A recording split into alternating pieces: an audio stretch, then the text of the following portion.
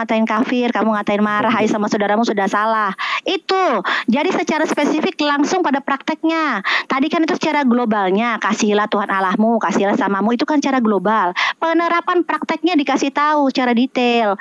Gitu loh. Ini secara dalil ya, gitu, secara dalil, gitu. Jadi bukannya asal gitu menjelaskan secara dalil.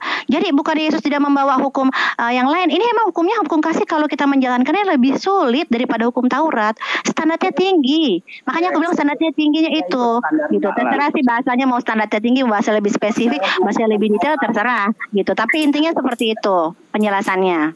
Kalau saya ikuti permen Kepal. Kita sambut dulu Bang Edi sama Bang Budak Angon. Selamat datang. Selamat sore. Assalamualaikum Bang Budak Angon, Bang Edi.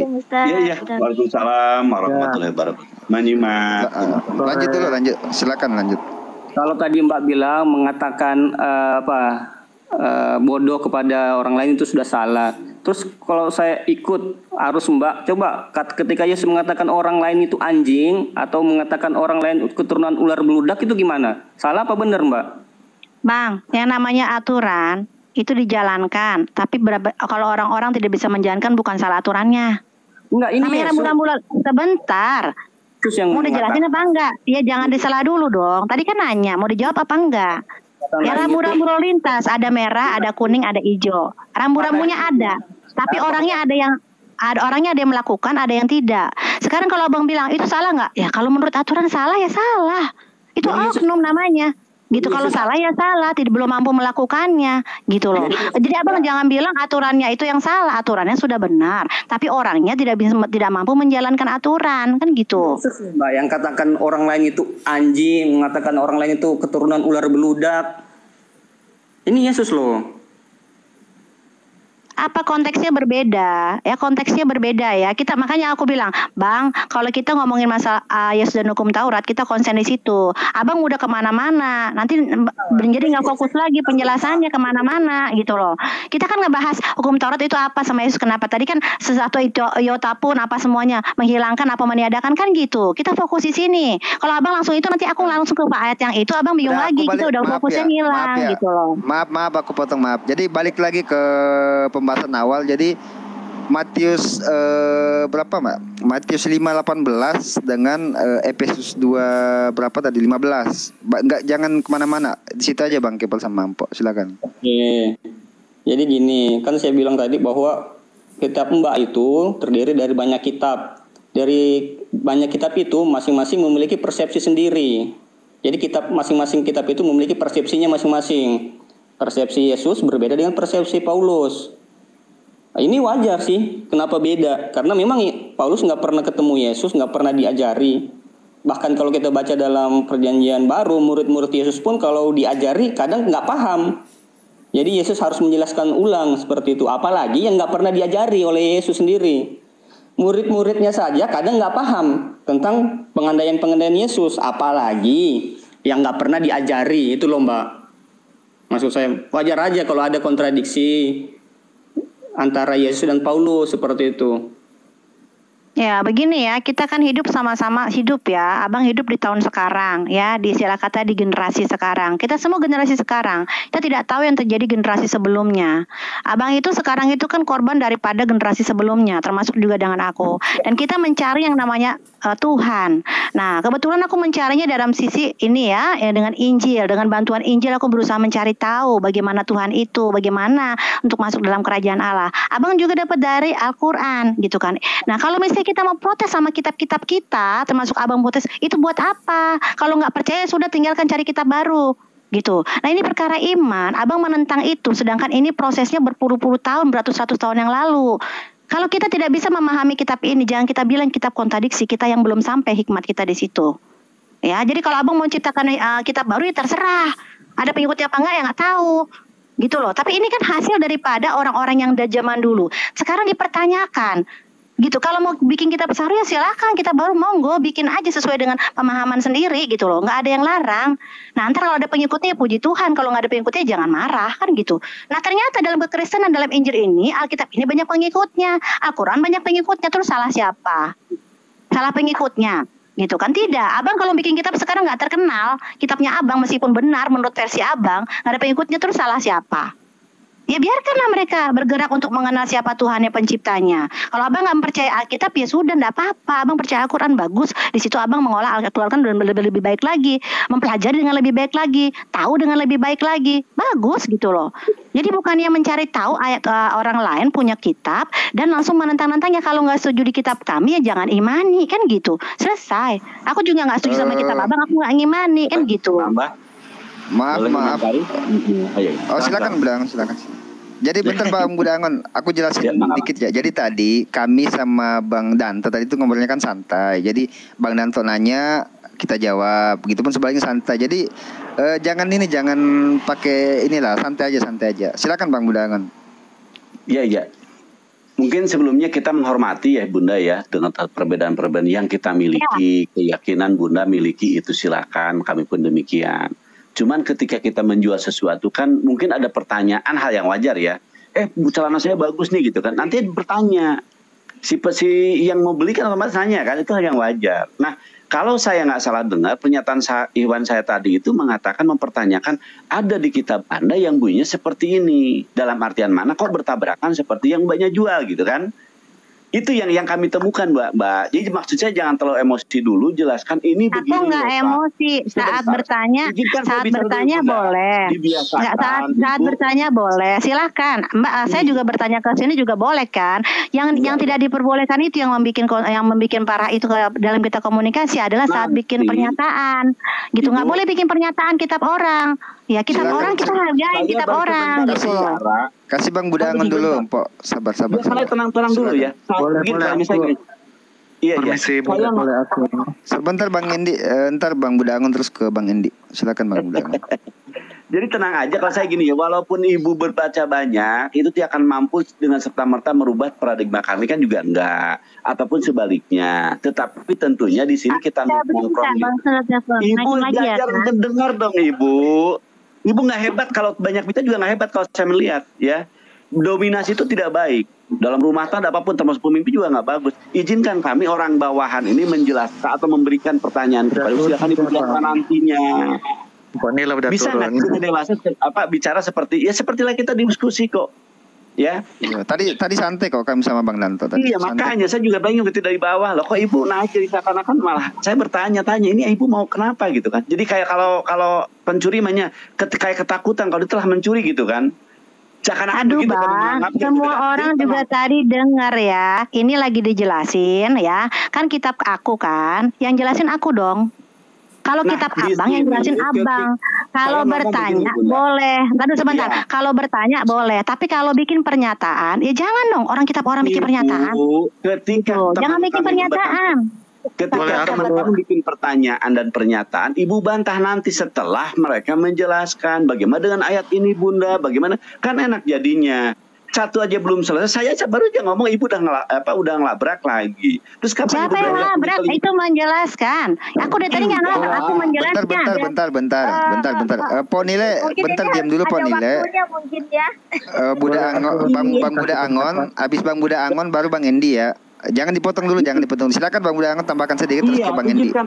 Ya, makasih. Emang ini perlu host ya untuk bisa tegas untuk memberikan waktu gitu kan. Jadi jangan sampai banyak bicara pun sekali lagi. Kita ini didengerin oleh banyak orang, bukan cuma kita berenam, di bawah ada ya kan. Mungkin juga ada yang melive-kan nanti di YouTube dan akan terus dipantau. Itu juga akan terserang kepada kita gitu loh. Jadi kalau saya boleh mengatur atau memberikan, izinkanlah si pembicara untuk berbicara. Kita keberatan, nanti waktu kita bicara kita keberatan. Sama seperti yang saya menyimak ya, ketika dari Muslim mendengar Ibu, kita diam. 1, 2 diambil poin, 3, 4 barulah dipertanyakan bagaimana dengan ayat ini kan begitu. Jadi kalau saya sih harapkan Bunda agak bersabar diri ya untuk bisa menjelaskan kepada kami akan keliruan kami. Mungkin itu aja dari saya. Silakan dilanjut teman-teman. Oke, silakan Bang Endi dulu, ke Bang Endi dulu. Ya, terima kasih atas kesempatan yang diberikan. Kalau saya melihat memang di sini antara Mpok Nile dengan siapa? Dengan Kepal ya, itu memang enggak ketemu konteksnya. Jadi apa tadi yang dijelaskan Mpok Nile kan mengenai Yesus dan hukum Taurat. Sedangkan yang ditanyakan siapa? Bang Kepal itu dia konteksnya dia masuk ke 10 perintah Allah itu yang dirangkum oleh Yesus menjadi hukum kasih, dua perintah itu. Jadi nggak ketemu. Kemudian siapa Bang Kepal itu lari ke Efesus mengenai satu ayat situ yang dia cuma mengambil titiknya itu bahwa membatalkan hukum Taurat, padahal itu tidak dibaca dari awal. Jadi harus dilihat konteksnya bacaan itu, jangan langsung disimpulkan dari satu ayat itu, karena dia nyambung dari atas. Ada konteksnya. Di situ kan konteksnya mengenai orang yang bukan Yahudi dengan yang Yahudi, antara orang yang bersunat dan tidak bersunat. Itu yang dipersatukan oleh Kristus. Makanya dibilang secara batal, karena yang diselamatkan oleh Yesus bukan cuma orang yang Yahudi, tapi juga orang non-Yahudi. Artinya orang bersunat dan tidak bersunat semuanya dipersatukan oleh Yesus. Jadi bukan berarti batal nih hukum Taurat gara-gara Yesus. Enggak. Jadi itu konteksnya berbeda. Gitu.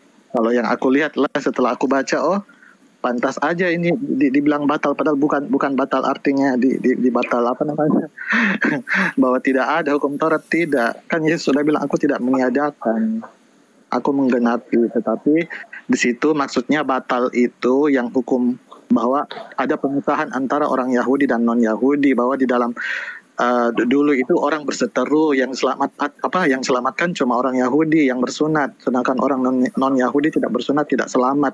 Tetapi di situ dikatakan keduanya itu disatukan oleh Yesus melalui matinya di salib. Jadi artinya, makanya dibilang batal hukum Taurat, artinya bukan cuma orang Yahudi yang diselamatkan oleh Yesus, tetapi orang yang non Yahudi juga dipersatukan. Makanya dibilang diberikan didamaikan antara yang jauh dan yang dekat.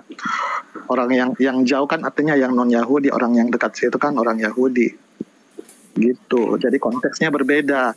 Terus kalau dibilang 10 perintah Allah yang tadi Bang Kepal maksud itu bilang hukum 2 perintah itu, kasihilah Tuhan Allahmu, itu sebenarnya kan termaktub dalam 10 perintah Allah. Itu kan perintah pertama sampai ketiga itu termasuk mengasihi Tuhan, ya kan? Perintah ke-4 sampai ke-10 itu mengasihi sesama. Sebenarnya itu Yesus cuma merangkum menjadi 2 bagian aja, bahwa intinya cuma 2, kasihi Tuhan dan kasih sesama. Cuma di hukum Taurat itu yang 10 perintah Allah itu dijabarkan 10 perintah itu begitu. Tapi Yesus cuma bilang intinya 2 saja. Tapi kalau mau dijabarkan 2 itu ya ada dalam 10 perintah Allah itu tadi. Jadi memang berbeda persepsi antara Mpok Nile dengan dibatasi mungkin Pak bicaranya Pak. Makanya boleh ya. Saya boleh dibatasi bicaranya mungkin biar gantian. Batasi. Ya. Silakan. Oke, silakan. Silakan Bang Kepal. Ya, tadi kan di awal. Oke, makasih Bang ini, makasih. Sekarang Bang Kepal silakan.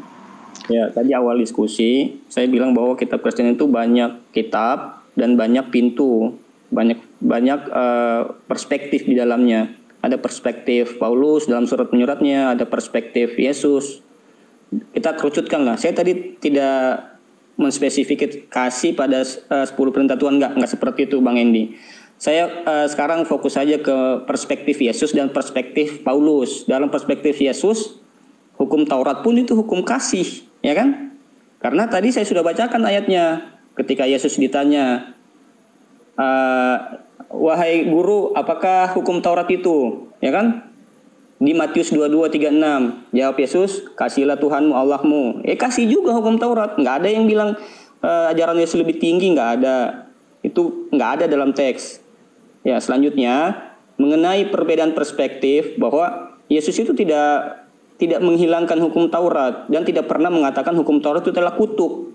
Berbeda dengan perspektif Paulus.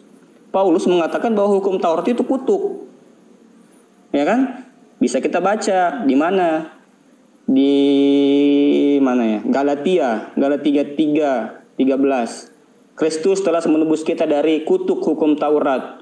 Jadi menurut saya perspektif Paulus dan perspektif Yesus itu tentang Taurat sangat jauh berbeda dan bertentangan. Yesus mengajarkan Taurat, sementara Paulus mengajak orang-orang untuk lepas dari Taurat karena menganggap Taurat itu adalah kutukan. Seperti itu. Bukan hanya di situ. Oh, Ada juga di ayat lain menyatakan kamu lepas dari kasih karunia kalau kau masih menganggap bahwa hukum Taurat itu benar. Jadi menurut Yesus itu, menurut Paulus, Taurat itu sudah nggak benar, kutuk pula seperti itu. Oke, Nggak usah. Bang Kepal. Silakan. Oke, silakan Po Nile ditanggapin.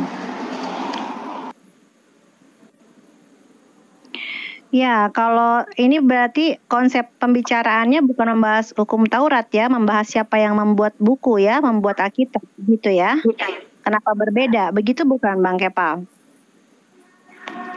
Jadi gini Mbak, saya bilang tadi kitab Kristen terdiri dari banyak kitab dan masing-masing kitab punya perspektifnya sendiri. Jadi perspektif Paulus ada di dalam kitab-kitabnya, perspektif Yesus ada di dalam kitab-kitabnya, seperti itu. Dan ketika sandingkan, oh ternyata ada perbedaan perspektif melihat hukum Taurat, seperti itu. Saya belum pernah mendengar Yesus mengatakan hukum Taurat itu adalah kutuk. Saya mendengarnya di firman-Nya Paulus di Galatia 13. Kristus telah menebus kita dari hukum Taurat, gitu.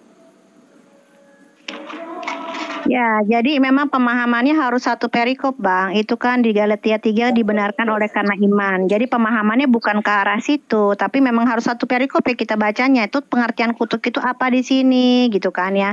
Bahwasanya panjang sekali nih ya, soalnya kalau mau dibahas satu perikop ini baru kita artikan gitu. Pengertian kutuk di sini tuh bukan kutuk yang seperti Abang pikirkan bertentangan dengan Yesus, begitu bukan. Tapi mau dibacakan atau mau gimana? Artinya panjang ya ini. Soalnya dari ayat 3 ini sampai ayat 14 ya, 1-14. Bagaimana? Mau dibacakan? Bacakan aja. Galatia 3, bacakan Galatia 3. Ya dikatakan di sini perikopnya di atas perikop dibenarkan oleh karena iman. Hai orang-orang Galatia yang bodoh, siapakah yang telah mempesona kamu? Bukankah Yesus Kristus yang disalibkan itu telah dilukiskan dengan terang di hadapanmu? Hanya ini yang hendak ku ketahui daripadamu. Adakah kamu telah menerima roh karena melakukan hukum Taurat atau karena percaya karena pemberitaan Injil? Nah ini dipertanyakan ya. Adakah kamu telah menerima roh karena melakukan hukum Taurat atau karena percaya karena pemberitaan Injil? Adakah kamu sebodoh itu? Kamu telah mulai dengan roh, maukah kamu sekarang mengakhirinya dalam daging? Sia-siakah semua yang telah kamu alami sebanyak itu? Masakan sia-sia? Artinya hiduplah dalam roh, jangan dalam daging. Seperti itu. Jadi bagaimana sekarang? Apakah Ia yang menganugerahkan roh kepadamu dengan berlimpah-limpah dan yang melakukan mukjizat di antara kamu berbuat demikian karena kamu melakukan hukum Taurat atau karena kamu percaya kepada pemberitaan Injil? Artinya di sini diberitahukan. Nah, jangan kamu. Jadi bagaimana sekarang? Ia yang sudah menganugerahkan roh kepadamu dengan berlimpah-limpah dan melakukan mukjizat di antara kamu, Yesus ini berbuat demikian karena kamu melakukan hukum Taurat atau karena kamu percaya Injil? Ayo, melakukan hukum karena mendapatkan mukjizat dan sebagainya ini karena kamu melakukan hukum Taurat apa karena kamu percaya Injil? Itu dipertanyakan. Sejarah itu jugalah Abraham percaya kepada Allah, maka Allah memperhitungkan hal itu kepadanya sebagai kebenaran. Jadi kamu lihat bahwa mereka yang hidup dari iman, artinya dijelaskan iman ya, bahwa jadi kamu lihat bahwa mereka yang hidup dari iman, mereka itulah anak-anak Abraham, dibenarkan karena iman. Dan kitab suci yang sebelumnya mengetahui bahwa Allah membenarkan orang-orang bukan Yahudi oleh karena iman. Nah, di sini di perikopnya dijelaskan dibenarkan karena iman. Intinya adalah dibenarkan karena iman ya, perikopnya ya. Nah, dikatakan dan kitab suci yang sebelumnya mengetahui bahwa Allah membenarkan orang-orang bukan Yahudi oleh karena iman. Telah terlebih dahulu memberitakan Injil kepada Abraham, olehmu segala bangsa akan diberkati. Jadi mereka yang hidup dari iman, merekalah yang diberkati bersama-sama dengan Abraham yang beriman itu. Ya, jadi orang-orang dibenarkan karena iman seperti Abraham. Karena semua orang yang hidup dari pekerjaan hukum Taurat berada di bawah kutuk hukum Taurat itu.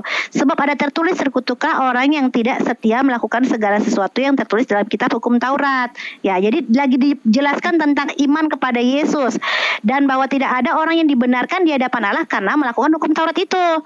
Tapi karena iman adalah jelas karena orang yang benar akan hidup oleh iman. Tetapi dasar hukum Taurat bukan iman, melainkan siapa yang melakukannya akan hidup karenanya. Ya, dasar hukum Taurat bukan iman ya, sudah dikatakan di sini. Kristus telah menebus kita dari kutuk hukum Taurat ini dengan jalan menjadi kutuk karena kita. Sebab ada tertulis terkutuklah orang yang tergantung di kayu salib. Yesus Kristus telah membuat ini supaya dia supaya di dalam dia berkat Abraham sampai kepada bangsa-bangsa lain, sehingga oleh iman kita menerima roh yang telah dijanjikan itu. Artinya Yesus lagi memberitahukan kita dibenarkan tuh karena iman, bukan karena melakukan hukum Taurat itu. Jadi inti dari perikop ini tuh itu Bang, bukannya tadi yang Abang bilang itu jangan disambung-sambungkan sambil satu ayat langsung diartikan sendiri, bukan begitu artinya. Seperti itu ya, sesuai dengan dalil, dan itu juga sesuai dengan perikopnya dibenarkan karena iman. Begitu. Boleh saya Teman-teman, tanggapi? sebentar. Teman-teman, saya mau pamit dulu, sudah lanjut dulu ya. Saya turun dulu. Ada keperluan. Lanjut. Oh, Ya. siap Bang Muda. Makasih Bang Belakangan. Ya, siap. Ya silakan Bang Kepal. Ya. 5 menit Bang Kepal. 5 menit ya. Sama Perikop tadi ya. sama Pak Nile. Oke, tadi Mbak. Sekarang 18:06 ya. Nanti Oke. 18:11. Oke. Ya, oke, Mbak tadi sudah bacakan satu perikop. Hai orang-orang Galatia. Jadi Paulus berfirman, hai orang-orang Galatia. Galatia ini di mana Mbak? Galatia ini di Antioquia, sekitar wilayah Turki kalau nggak salah. Wajarlah kalau nggak masuk akal bagi saya. Paulus menanyakan ini ke orang Galatia, apakah kamu sudah melakukan hukum Taurat? Lah, orang Galatia itu bukan orang Yahudi Mbak. Mereka itu nggak menjalankan hukum Taurat, orang Galatia. Kok ditanya apakah mereka menjalankan hukum Taurat? Itu kan nggak masuk akal Mbak bagi saya. Kok Paulus menanyakan ke orang Galatia, hai orang-orang Galatia yang bodoh, apakah kamu telah menerima roh karena melakukan hukum Taurat? Ya jelas nggak melakukan hukum Taurat karena mereka bukan orang Yahudi Mbak. Kan seperti itu. Itu udah bisa kita nalar secara akal sehat. Nggak mungkin orang Galatia melakukan hukum Taurat. Nah, jadi kesimpulannya nggak usah dibawa-bawa hukum Taurat itu gini. Di situ udah jelas bahwa Saulus menyatakan bahwa hukum Taurat itu kutuk, itu ingin menakut-nakuti. Dia ibaratnya ingin menawarkan loh, jangan pakai hukum Taurat, ambillah hukum yang ini. Padahal memang orang Galatia itu nggak pernah itu pakai hukum Taurat, kan mereka bukan orang Yahudi seperti itu. Ya silakan, saya singkat aja seperti itu. Oke, silakan. Bang Endi atau Mpok Nile mau ini? Siapa yang mau? Atau Mpok Nile? Silakan Mpok Nile. Ya, Mbak Endi mau bicara, silakan Mbak Endi. Ya, terima kasih Mpok Nile sama siapa hostnya atas kesempatannya. Jadi sebenarnya sini pertentangannya adalah antara orang bukan Yahudi dan Yahudi, yang mana yang diselamatkan. Tapi intinya tadi dibilang oleh Paulus, semuanya diselamatkan, baik Yahudi dan non-Yahudi. Yang penting intinya dia percaya, artinya dia beriman kepada Yesus Kristus yang sudah mati di salib itu. Jadi di situ intinya Paulus mau menekankan. Jadi yang dia mau kasih tahu semuanya bahwa semuanya diselamatkan. Tidak ada dibedakan Yahudi dan non-Yahudi. Jadi dibilang di dalam Yesus itu dibilang semua manusia diselamatkan yang percaya, yang beriman, gitu aja. Percaya bahwa yang mati di salib itu adalah Yesus Tuhan yang mendamaikan manusia dengan Tuhan.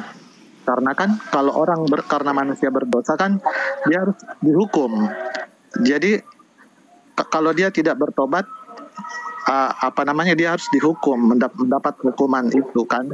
Tetapi kan hukuman itu kalau dia bertobat, dia diampuni, tetapi dia harus harus ada korban, harus ada dendanya, gitu ceritanya, harus ada korban yang harus dibayar. Kalau dulu kan korban anak domba, kalau Yesus itu kan dia sendiri yang jadi dikorbankan supaya menebus atau menggantikan dosa manusia. Dan dosa. Maaf, jangan melebar Bang Endi, jangan melebar. Ya, jangan ke penebusan dulu. Aku jelaskan supaya nyambung. Karena kan di situ dikatakan kutuk, dibilang Yesus itu mati di salib. Karena memang hukuman di salib itu hukuman bagi orang yang terkutuk. Makanya dikatakan Paulus bahwa itu sudah menjadi kutuk bagi kita, orang yang terkutuk. Dia mau menjadi kutuk bagi kita, bagi manusia. Jadi bukan cuma bagi orang Kristen, bagi semua manusia. Tetapi manusia siapapun yang percaya kepadanya bahwa ia telah mati di salib karena untuk menebus manusia itu yang berdosa itu kan harus dibayar. Itu harus ada korban yang dibayar. Kalau kita mau ketemu dengan Tuhan, kita tidak bisa langsung ketemu karena kita semua hangus, karena Tuhan itu maha suci, maha kudus. Kita ini manusia semuanya sudah berdosa dan kehilangan kemuliaan Tuhan. Jadi di situ Paulus mau menekankan semua diselamatkan. Baik kamu bukan Yahudi, baik kamu Yahudi, yang penting kamu beriman atau percaya. Terima kasih. Baik, terima kasih Bang Endi. Silakan ditanggapi Bang Kepal. Ya, saya mungkin tambah apa ya? Tambah maaf ya kalau saya bilang nggak nyambung ya, maaf ya. Nggak nyambung Bang, maaf kalau saya bilang gitu. Tadi kan kita pada dikerucutkan lagi Bang Kepal, dikerucutkan lagi ya. Kan pada perspektif bahwa ternyata persepsi Yesus dan persepsi Paulus tentang hukum Taurat sangat jauh berbeda. Saya sudah jelaskan tadi berulang-ulang bahwa perspektif Yesus, hukum Taurat itu hukum kasihlah Allahmu, kasihlah sama manusia, itu perspektif Yesus tentang hukum Taurat. Ya, itu pun yang diajarkan dalam Injil.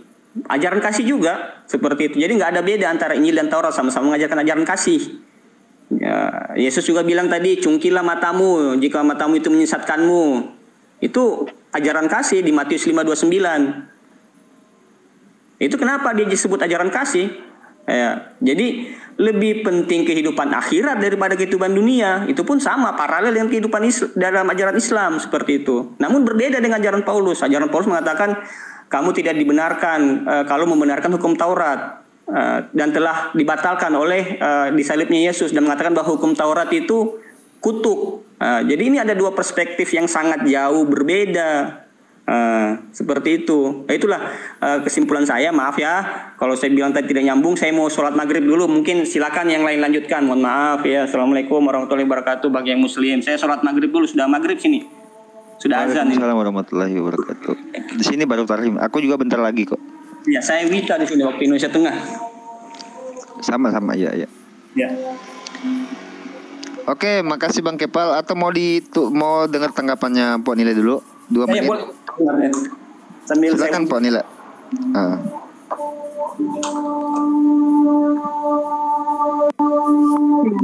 Ya, jadi kalau menurut aku yang tadi seperti itu ya penjelasannya ya, untuk perkara tidak menurut Bang Kepa itu tidak sesuai dengan apa yang pemahaman Bang Kepa, tidak masalah karena dari kami menjelaskannya seperti itu sesuai dengan dalil gitu. Tadi juga menurut Bang Endi juga bagus gitu ya, itu menurut Bang Endi juga baik ya, karena Yesus memberitakan Injil juga di situ ada Petrus, ada Paulus ya, dengan orang yang Yahudi ataupun di luar Yahudi. Bagi kami tidak masalah dimanapun di Galatia ataupun di mana saja pemberitaan Injil diberitakan gitu. Dan itu penjelasannya dari kami.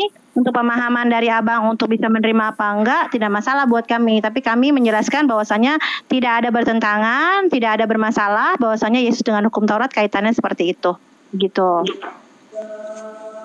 Oke, terima kasih. Mungkin Bang Alpi bisa ambil alih dulu Bang Alpi. Aku juga ini mau siap-siap ini, udah tarhim, bentar lagi azan. Iya, Bang Alpi, oke silakan Bang Alpi, ambil alih dulu ya. Persiapan maghrib aja lagi Bang. Alpi pun mau apa? Oh ya, gimana Pok Nile sama Bang Endi? Atau yang ada yang mau naik di bawah silahkan. Iya, cuman satu ada yang mau tanya. Mungkin ini di luar konteks.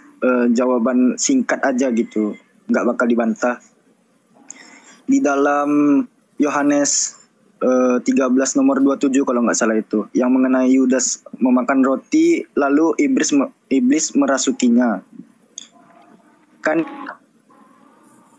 di situ apa yang hendak kau kerjakan segeralah dikerjakan gitu kan. Nah, di situ tuh Yesus berkata kepada siapa itu? Kepada Yudas atau kepada iblis? Jawaban singkat aja. Silakan. Kenapa Bang? Bisa diulang coba lebih spesifik maksudnya gimana? Ya, di dalam Yohanes 13 nomor 27. Suaraku dengar? Yesus memperingatkan Yudas itu Mpok Nila judul perikopnya. Ya, di mana ya? Di dalam Yohanes 13. Di dalam Yohanes 13 nomor 13 ayat 21 judul sampai 2 berapa itu judulnya Yesus memperingatkan Yudas, tapi yang dibahas itu ayat yang ke berapa 27 ya. Yohanes berapa? 27 iya. Yohanes 13 nomor 27. Oke, Yohanes 13 ayat ke-27. Ya, lanjut Bang. Ya. Ya, di situ kan Yudas memakan roti lalu iblis merasukinya.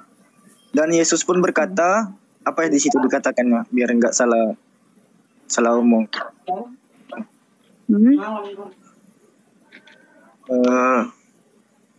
Pok Nile lagi buka kitab. Ya, aku lagi buka. Ya, jadi dan sesudah Ya, kalau nggak Yudas salah itu menerima roti, dan sesudah Yudas menerima roti itu ya kerasukan Ya. iblis. Maka Yesus berkata kepadanya, apa yang hendak kau perbuat, perbuatlah dengan segera. Itu. Nah, pertanyaannya di situ Yesus berkata kepada iblis atau kepada Yudas? Kalau kita ngeliat ada orang kerasukan iblis, casingnya pasti manusia. Ya, gimana? Tapi kalau orang kerasukan iblis itu, sorry aku mau makan. Kalau orang kerasukan iblis itu berarti kalau kita nih kemasukan iblis ya, casingnya tetap kita. Tapi kita secara badan kita tidak bisa kontrol diri kita. Jawaban Kita dikuasai sama iblis. Iya, Jadi kalau jawaban- dikatakan, ya. Jadi kalau ditanyakan, itu Yesus berbicara pada iblis apa pada Yudas, gitu kan? ya, Itu kan? Di sini memang ya dia Yudas berkata ini. ke Bapa yang itu. Jadi memang Yesus berkata kepada si Yudas yang dirasuki iblis gitu. Bukan kepada siapa-siapa, Yudas yang dirasuki iblis. Karena Yudas itu bisa dirasuki iblis karena dia punya dia kan menjual Yesus ya gitu kan. Dia menjual Yesus, dia punya hati tidak baik gitu ya. Iblis tuh memakai orang-orang lemah di sekitar kita gitu supaya bisa orang-orang lemah di sekitar Yesus, yang di situ yang lemah itu di si Yudas. Makanya iblis bisa merasuki Yudas. Tapi diizinkan hal itu terjadi. Jadi sesudah Yesus menerima roti itu, kerasukan iblis tadi ya. Maka Yesus berkata padanya, apa yang hendak kau perbuat, perbuatlah dengan segera. Yesus lihat dia sudah kerasukan iblis, perbuatlah. Begitu. Iya, Pok Nile kan di. Iya, jadi kesimpulannya Mpok. Sebentar Bang India. Jadi kesimpulannya itu dia berkata itu tuh kepada iblis atau kepada Yudas? Berkata itu kepada Yudas, karena Yudas itu kerasukan iblis. Jadi misalnya kita nih ya, kita kerasukan iblis kan berkatanya kepada kita. Tapi kita itu kan karena lemah, jadi kita kerasukan iblis gitu loh. Jadi iblis bisa bentar, tapi Pak. kepada Maaf. Yudas, Ya, berarti dia berkata Bentar, Mama, bentar berarti ya, dia maaf aku berkata potong. kepada iya Yudas. ya. Ya. Aku maghriban dulu, Ya, Mama. siap. Silakan dilanjut ya. Aku bentar masuk lagi. Iya. Ya, assalamualaikum warahmatullahi wabarakatuh. Waalaikumsalam. Ya, lanjut.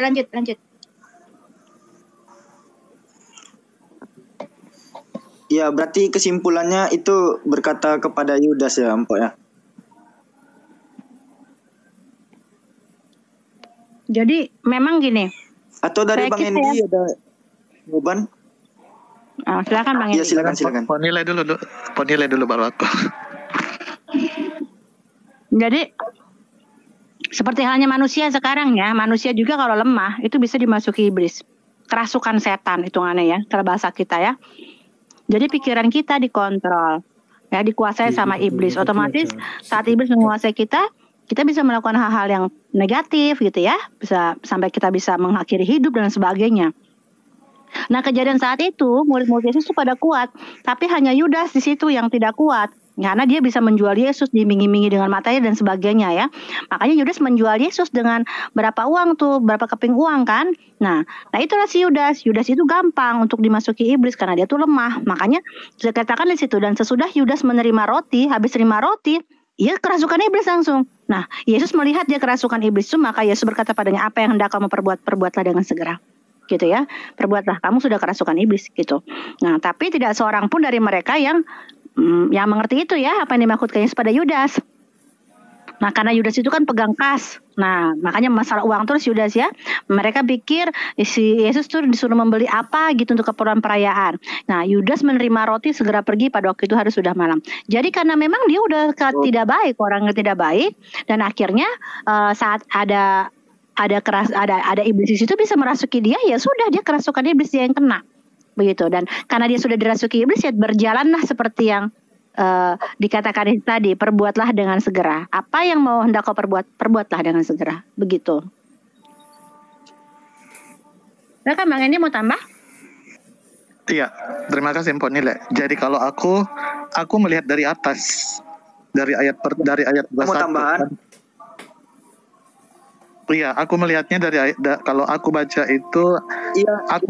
aku lihat konteksnya. Di situ kan sudah dikatakan dari ayat 21.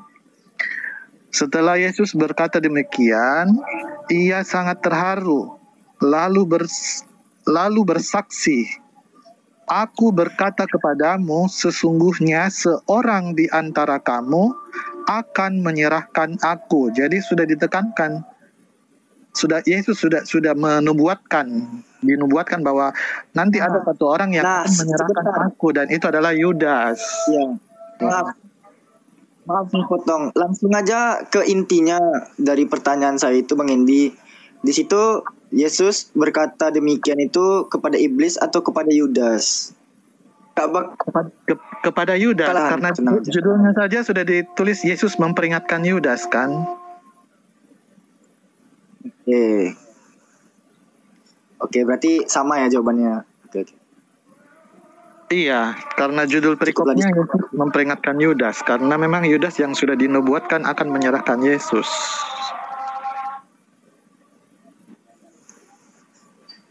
Oke lah, di sini pun udah mau maghrib juga.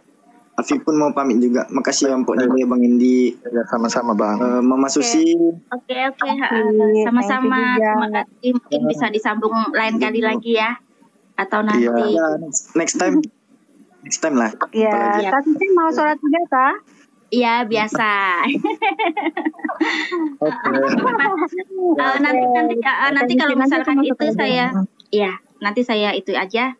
Kalau misalkan mau diskusi siap, di sini nggak apa-apa.